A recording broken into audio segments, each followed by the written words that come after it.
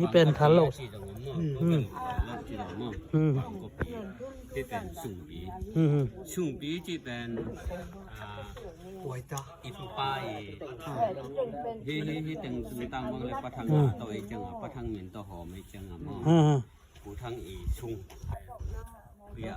ผู้เป่าไก่เป่าแต่คือจังไงเป็นกุ้งงองมั้งกุ้งงองเป็นผู้เป่าไก่เป่าแต่ในไทยหลงมั้งบางครั้งยังจะเละผู้ทั้งอีได้อีผู้อีน้ำเหน็บกูมั้งที่เป็นเมาผู้ทำปีได้ปูหม้อเดี๋ยวที่เป็นตนุปีตนุตุยตากลงจริงๆเลยก็หายตัวจริงหายตัวจังหาหม้ออันนี้หาหม้อเดี๋ยวนะแต่แบบเวลาแต่แบบตนุอินี่จะที่นี่มั้งเดี๋ยวจะจังเฮียสินค้าจะจังเนี่ยนะสินค้าเป็นสังกมาอันนี้นะสวยจังมั้งสินค้าคือจังสูงสะบอคือจังนะแบะซาแบะสะบอเป็นสังกมทุมน้ำมั้งแบะสะบอแบะสูงสะบอมั้งคือจังนะแบะทุสาคือจังแบงทุสาสอนลูกพันเปียงตายสุดสวยมั้งสังกมขัดนานี่นาสินค้าเป็นนี่นาคือจังนะทุสะบอเป็นทุมนาคือจังทุสาเป็นลีนะที่แต่งเป็นบุลปีเป็นมั้งบุลปีเป็นชมเลยนี่กินในโชว์แบบมั้งชมเลยนี่สูง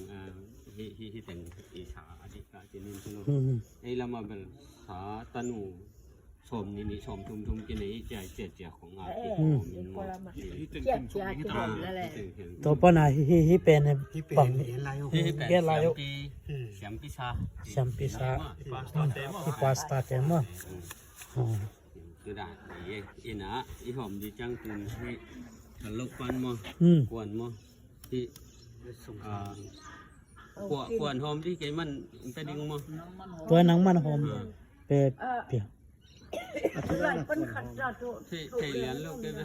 ที่แบบหมอกวนหอมที่เลี้ยงตัวเล็มชาโมเกมันหอมก่อนมันก็เป็นปลาไม่เน้นบางเลยชาโมแล้วจีตัว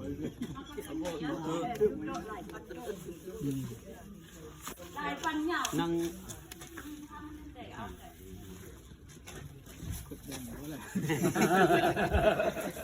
เดินจังอาสามที่เตะโนเซียขุดแบงนั่งแบงเขาตายเองกินตัว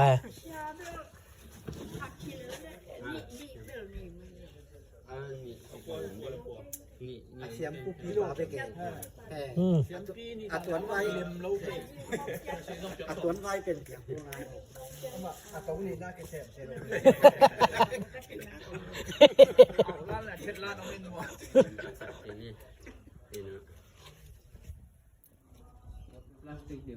เอาไม่เหี้ย